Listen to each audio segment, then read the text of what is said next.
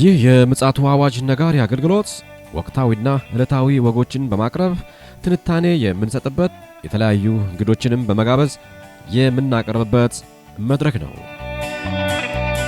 አዘጋጅ ይልቃል አስራት።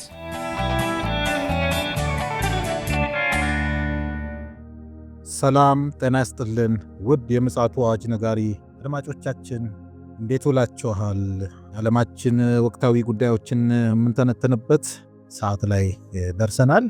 እነዚህ ወቅታዊ ጉዳዮች በእግዚአብሔር ቃል ሲቃኙ ምን ይመስላሉ በማለት በፓስተር አለማየሁ ነሙ ጋር ዘወትር የተገናኘን ለእናንተ ለአድማጮች የምናቀርብበት ፕሮግራም ነው። በዚህ ፕሮግራም ላይ ደግሞ ገንቢ አስተያየታችሁን ሁልጊዜ የምትሰጡን ወገኖች እግዚአብሔር አብዝቶ እንዲባርካችሁ እንመኛለን። እንግዲህ በጣም የተለያዩ መረጃዎች ዓለማችንን እያስደነቁ ብቻ ሳይሆን ለእኛ ደግሞ እንደ ማንቂያ ደወል የሚጠቁሙን እነዚህ መረጃዎችን ፓስተር አለማየሁ እንግዲህ አሰባስቦ መጥቶልናል። ከዚህ ፕሮግራም ደግሞ ብዙ ትምህርቶችን እንደምንቀስም ተስፋ እናደርጋለን። ከሱ ጋር ጥሩ ጊዜ እንዲኖረን እመኛለሁ።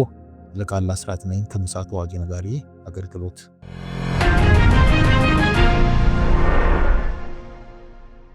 ፓስተር እንዴት ዋልክ? እንደምን ዋልክ ወንድም ይልቃል? እግዚአብሔር ይመስገን። እንግዲህ ዛሬ ለተሰኞ ነው። የዕለቱን መረጃና መልእክት ይዘህልን መጥተሃል። እስኪ ያንን አካፍለን። እግዚአብሔር ይመስገን። እንግዲህ ወደ አሜሪካ አንድ ጥሩ ነገር ወጥቷል። ምንድነው ይህን ነገር?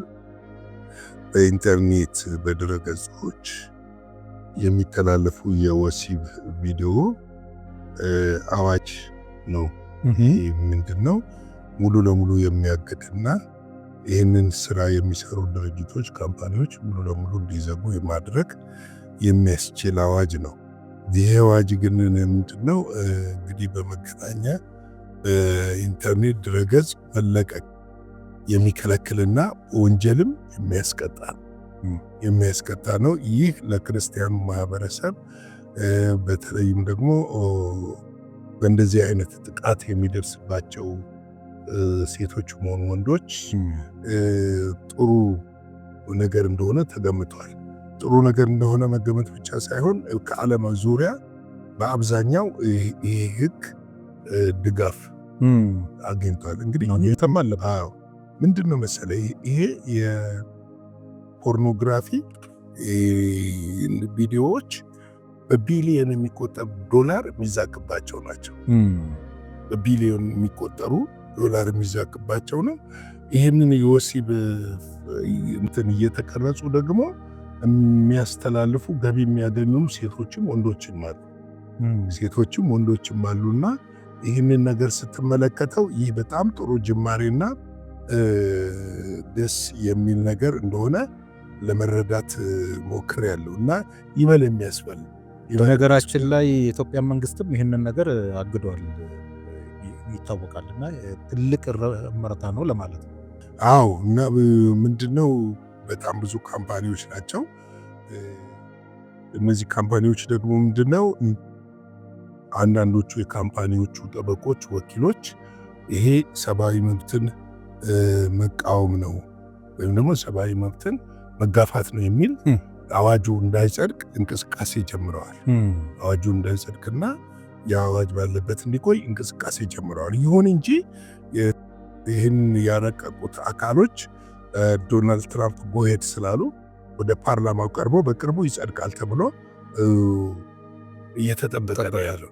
ይህን ሲጸድቅ እንግዲህ አሁን ኢንተርኔቱ ላይ፣ ዩቲዩብ ላይ፣ ቲክቶክ ላይ ማህበራዊ ድረገጽ ላይ የምንላቸው በሙሉ ትውልድን የሚያበላሹ ትውልድን ከመስመር የሚያወጡ ልጆች በ17 በ16 በ15 ዓመታቸው ስለ ወሲብ ያላቸውን ይሄ ለወሲብ የሚያነሳሳና እንዲደፈሩ የሚያደርገውን ነገሮች የሚያደርገውን ነገሮች ሙሉ ለሙሉ ያስቆማል ተብሎ ይታሰብ ነገር ነው። ምክንያቱም በወንጀል ነው የሚጠየቁት።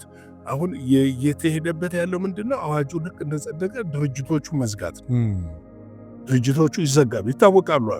አሜሪካ ውስጥ ይታወቃሉ ድርጅቶቹ ልክ እንደ ኮሜርሻል እንደ ገበያ ለኮሜርሻል ገበያ ነው የሚታዩት። ገብቷል። ገብተው እዛ የሚፈልጉት እየደረጉ እየተቀረጹ ላይቭ የሚሰራጭ አለ። እንደገና ደግሞ ፖስት ተደርጎ የሚሰራጭ አለ። መጋዚኖች አሉ፣ መጽሔቶች አሉ፣ ብዙ ነገሮች አሉ። ዘርፈ ብዙ ነውና እዚህ ላይ ትልቅ እርምጃ አሜሪካ ለመውሰድ ወስናለች። ረቂቅ አዋጁ አልቆ ወደ ፓርላማው ከዛ ወደ ወይ ሴኔቱ ወይ ፓርላማው ያጸድቀዋል፣ ወደ ተግባር የሚገባ ይሆናልና በተለይም ብዙ አሜሪካኖች አስተያየት ተጠይቀው እፎይታን የሚሰጥ ነው። ለልጆቻችን ሰጋ ነበረ፣ ኢሞራሊቲንም ያስከትላል እና ይሄ ነገር የምንሰጋበት ጉዳይ ነበረና ፈጥኖ እንዲወጣ ሀሳባቸውን ገልጠዋል። ብዙዎቹ ግን በዛው ልክ ደግሞ ይሄንን ጉዳይ የሚፈልጉትና ይሄንን ጉዳይ የገቢ ምንጫቸው ያደረጉ እና ደግሞ በዚህ የሚዝናኑ አካላት ደግሞ የሰብአዊ መብትን ጥሰት ነው መብት ነው የሚል ድምታ ያለው ነገር ተነስቷል። እንደው አያይዘ ፓስተር እንደው ምክንያቱም እዚህ ላይ አጽንኦት ሰጠን እንደው በመጠኑ ብናወራ ደስ ይለኛል።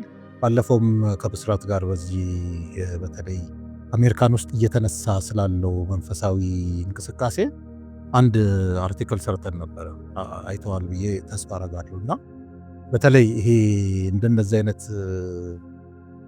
ርካሽ የሆኑ አስተሳሰቦች ያሉባቸው ስቴቶች አሉ፣ እንደነ ካሊፎርኒያ ያሉ ማለት ነው። ከቅርብ ጊዜ ወዲህ ግን ይሄ በተለይ ሎስ አንጀለስ በሰደድ እሳት በከፊል መውደሟ፣ ሆሊውድ ላይ የመጣው ሜስ፣ እነዚህ የመሳሰሉት ነገሮች እዛ ስቴት ላይ መንፈሳዊ እንቅስቃሴዎች በጣም የጎሉ መጥተዋል። እና ልብ ብለህ ከሆነ በአንድ ቀን ውስጥ ከ7500 በላይ የሆኑ ሰዎች ጌታን አግኝተው የጥምቀት ስርዓት ወስደዋልና ይሄ አሁን አንተ የሰጠህን መረጃ ወደፊት አሜሪካን ላይ ለሚነሳው ትልቅ ሪቫይቫል አስተዋጽኦ ያደርጋል ብዬ አምናለሁ። እና ከዚህ ጋር አያይዘ ምንድነው ሊከሰት የሚችለው? እስኪ ያንተን መልከታ። እንግዲህ ምንድነው መሰለህ ዶናልድ ትራምፕ ቅስቀሳ ወቅታቸው ላይ አንዱ ሲናገሩ የነበሩትን አሜሪካን ወደ ቀድሞ ክብሯ እንመልሳታለን የሚል ንግግር ነበረ። ይህን አበክረው በየሄዱበት ቦታ ሁሉ የሞራል ውድቀት ነው ሁሉ እንትን እንደሚል ትምህርት ፖሊሲውን ጨምሮ መጽሐፍ ቅዱስ ወደ ትምህርት ቤት መመለስ እንዳለበት፣ እንደገና ደግሞ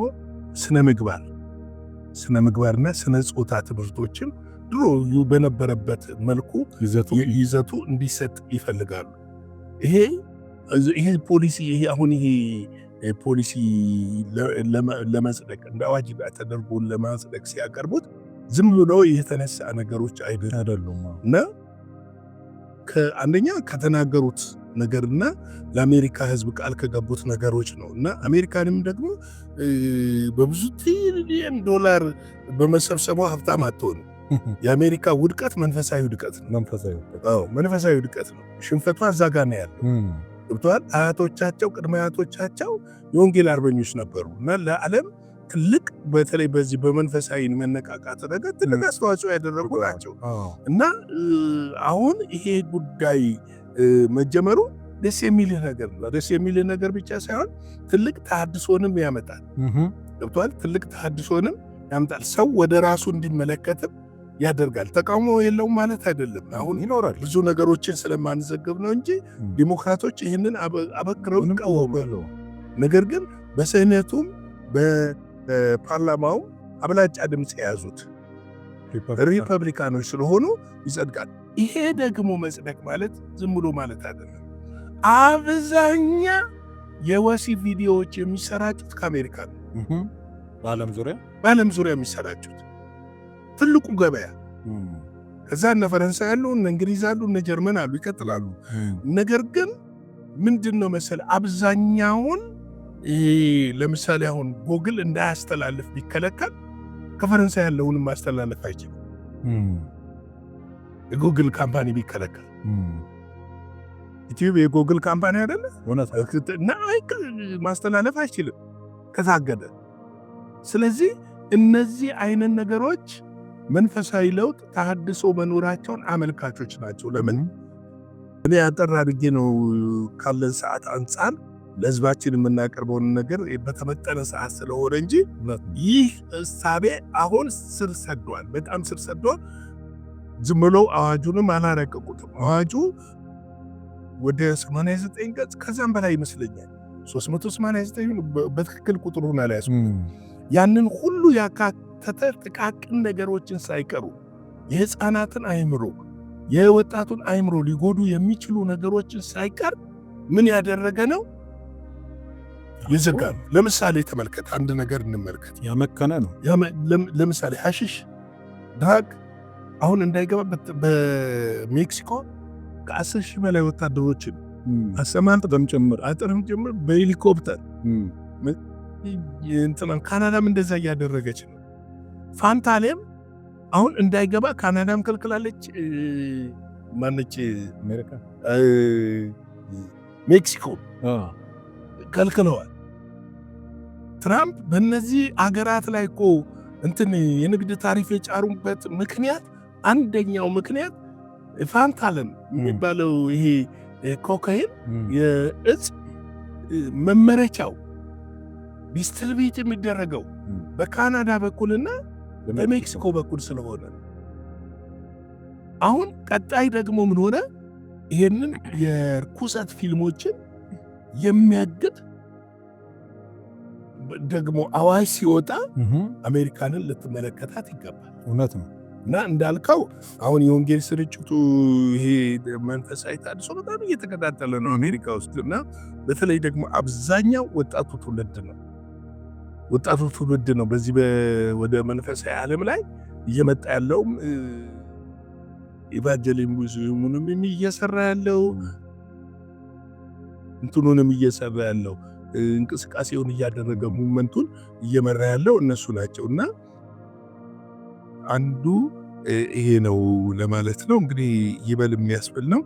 እነሱም ብቻ ሳይሆን ታዳጊ ሀገሮችን በተለይ እንደ ኢትዮጵያ፣ እንደ አፍሪካ፣ እንደ ኤዥያ ያሉ ታዳጊ ሀገሮችን ካልቸራል ስትሮንግ ብንሆንም እንትኑ ግን ልጆችን እየጎዳ እንደነበረ ሁሉም ያውቃል። በተለይ እነዚህ አሁን ትልልቅ የሚባሉ ትምህርት ቤቶች፣ ዘመናዊ የሚባሉ ትምህርት ቤቶች፣ ዓለም አቀፍ የሚባሉ ትምህርት ቤቶች የዚህ ሰለባ ናቸው ብዙዎቹ እና ስለዚህ ይህንን ያከስማል ብዬ አስባለሁ። ይለውጣልን ብዬ ደግሞ አስባለሁና እናት ነው ቢዛኔ ያለኝ ይሄ ነው። ትንሽ እግዚአብሔርን ቃል እንትን እንበልና ወደሚቀጥለው እንትናችን እንሂድ እስቲ ወደ እግዚአብሔር ቃል።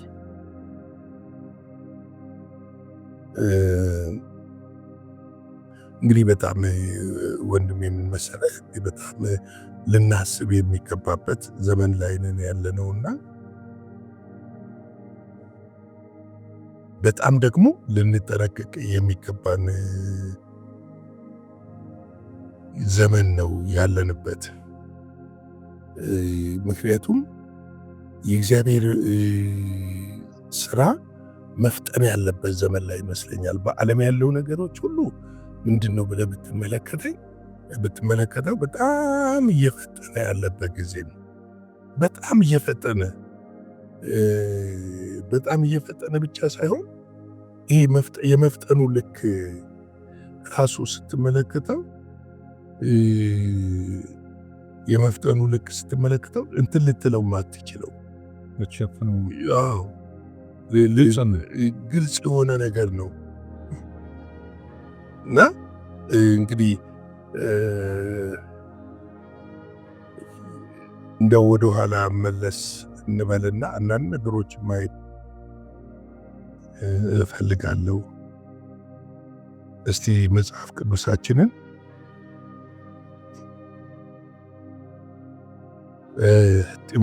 ሁለተኛ ጢሞቴዎስ ምዕራፍ 3 ላይ ይቅርታ ቲቶ አንደኛ የቲቶ መጽሐፍ ላይ ምዕራፍ 3 ላይ እንመለከት። ምዕራፍ 3 ላይ 4 እና 5 እንመለከታለን። ነገር ግን የመድኃኒታችን የእግዚአብሔር ቸርነት ሰውን መውደዱ በተገለጠ ጊዜ እንደ ምሕረቱ መጠን ለአዲስ ልደት በሚሆን መታጠብ በመንፈስ ቅዱስ በመታደስ አዳነን እንጂ እኛ ስላደረግነው በጽድቅ ስለነበረው ስራ አይደለም። ያን መንፈስን በጸጋው ጸደቅን ለዘላለም ሕይወት ተስፋ ወራሾች እንድንሆን የመድኃኒታችን በኢየሱስ ክርስቶስና በእኛ ላይ አትርፎ አፈሰሰው ይላል። ክብር ለኢየሱስ ይሁን። እንግዲህ የኢየሱስ ክርስቶስ ወይም ደግሞ የጌታ ኢየሱስ ክርስቶስ መገለጥ የእግዚአብሔርን ቸርነት የሚያሳይ ነው። የእኛን ቸርነት የሚያሳይ አይደለም። የእኛን መልካምነት የሚያሳይ አይደለም። አንዳንድ ጊዜ ክርስቲያኖች የራሳቸው መልካምነት የሚያሳይ ይመስላቸዋል። አይደለም። የእኛን መልካምነት የሚያሳይ ሳይሆን የእግዚአብሔርን መልካምነት፣ የእግዚአብሔርን ቸርነት፣ የእግዚአብሔርን ርኅራኄ የሚያሳይ ነው። እኛን ምን ያህል እንደወደደ ገብቷል። ምን ያህል እንደወደደ የመውደዱ ልክ ነው የሚያሳየው። የመውደዱን ልክ ነው የተገለጠበት ምክንያት መውደዱን ሊገልጥልን ነው። ቸርነቱን ሊገልጥልን ነው። ምሕረቱን ሊገልጥልን ነው። ስለዚህ እኛ ደግሞ እሱ እንዴት ነው የገለጠልን? እኛ እሱን ደስ ደግሞ የምናሳኝበት መንገድ አለ። በጸጋ ሄዳን ነው። አዎ ልክ ነው። ማንም በስራው አልጸደቀም። አዎ ልክ ነው። ነገር ግን ደግሞ በጽድቅ መመላለስን ይጠይቃል። የኛ ህይወት ከዳን በኋላ እርሱን ደስ ልናሰኘው ባመንበት ልክ ልንመላለስ ደግሞ ያስፈልጋል። ምክንያቱም መጽሐፍ ቅዱስ ሲነግረን ነገር ግን የመድኃኒታችን የእግዚአብሔር ቸርነት ሰውን መውደዱ በተገለጠ ጊዜ እኛን መውደዱ እኛ እኮ የሚወደድ ነገር አልነበረን። አመፀኞች ነበር፣ ኃጢአተኞች ነበር፣ ከሃዲዎች ነበርን። እግዚአብሔርን የምንወድ አልነበርንም። በምግባራችን ብልሹ ነበርን። ግን ብልሹ ናቸው ብሎ አይደለም የተወን፣ አይገባቸውም፣ ይገባቸዋል ብሎ ነው። ምሕረት ይገባቸዋል ብሎ ነው ወደደን። መቼ ወደደን? ኃጢአተኞች ሳለ ወደደን። ሮሜ ምዕራፍ 5 ላይ እንደዛ ነገረ። ኃጢአተኞች ሳለ ወደደን። ለኃጢአተኛ የሚሞት የለም፣ ግን ለእኛ ለኃጢአተኞች እሱ ሞተልን። ያንን የሞተልንን ጌታ ደግሞ ያን ያዳነንን ጌታ ደግሞ ያንን በምሕረቱ የዋጀንን ጌታ ደግሞ ከዛ አሳፋሪ አስጨናቂ ሕይወት አውጥቶ ረፍት የሰጠንን ጌታ ደግሞ በጽድቅ እግዚአብሔርን በመፍራት ለእርሱ ታማኝ ሆነን ልንመላለስና ልንከተለው ያስፈልጋል። ለዚህ ነው ቁጥር 5 ላይ እንደ ምሕረቱ መጠን ለአዲስ ልደት በሚሆን መታጠብና በመንፈስ ቅዱስ መታደስ አዳነን እንጂ እኛ ስላደረግነው በጽድቅ ስለነበረው ስራ አይደለም ይላል። አጠበን። በምንድን ነው ያጠበን? በደሙ ነው ያጠበን።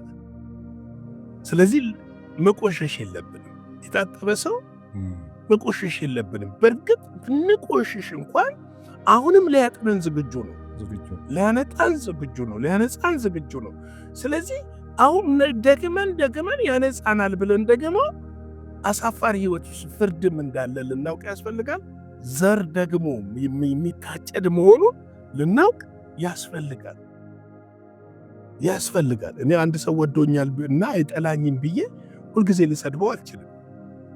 ሁልጊዜ ልጣላው አልችልም። ሁልጊዜ ስለሱ መጥፎ ነገር ላወራ አልችልም።